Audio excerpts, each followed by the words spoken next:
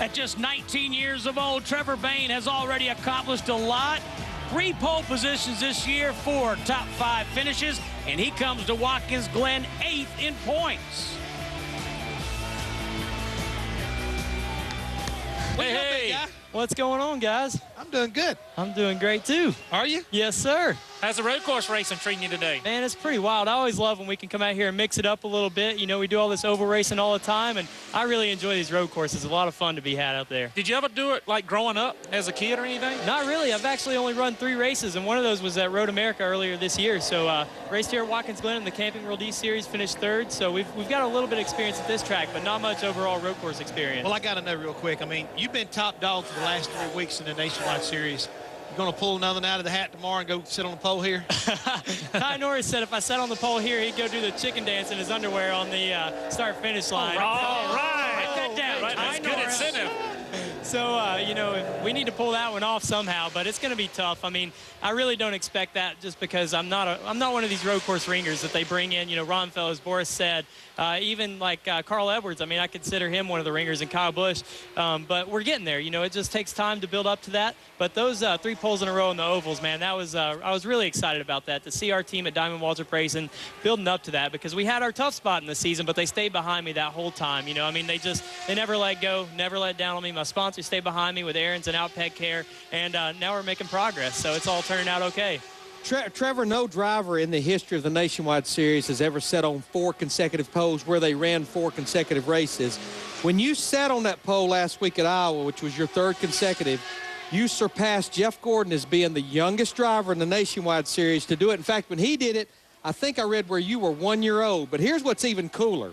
You joined the likes of Jeff Gordon, Sam Ard, Mark Martin, and actually your owner, Michael Waltrip. Pretty good company you're keeping there. That's very good company, and I hate to break Jeff Gordon's record. I mean, he's the man, but that's really cool, and it's a honor to be considered in that group.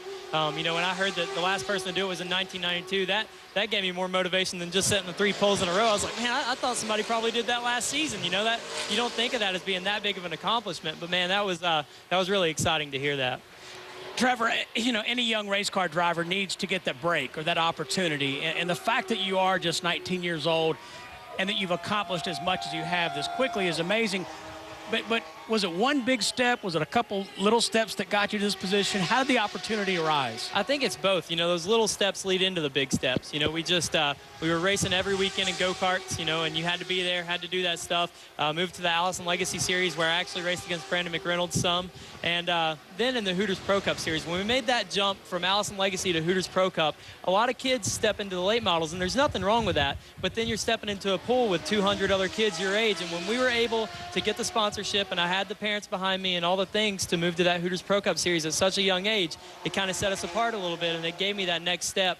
I was racing at 15 years old at Bristol Motor Speedway when I met a guy by the name of Pat Suey, and you know, he introduced us to a lot of these Cup teams. You guys probably know Chevrolet, Pat. right? Yes, sir. Yeah. And introduced us to a lot of teams. Actually got me in the door at DEI, and that was the big break that it took to get into this pool of people and start building those relationships. Well, how did you cross paths with Gary Bechtel? Because he was the first guy that gave me a break at a very, very young age. And I know he's kind of been on board with you guys at Diamond Waltrip Racing. Well, that was the next huge step. You know, when we started backpedaling a little bit at DEI, when the doors kind of closed there, Gary Bechtel was there to open another door for us. We met him at Daytona at the first race in the Nationwide Series. I was sitting on the sidelines like, man, what am I going to do this year, you know? And I talked to MWR a little bit about what they had to offer, had a few races with no sponsorship, and Gary Bechtel came along and saved the day. You know, he's been a great guy, a great friend. Him and his son Blake are really involved in this team, and they've got a great thing going there at Diamond Waltrip Racing.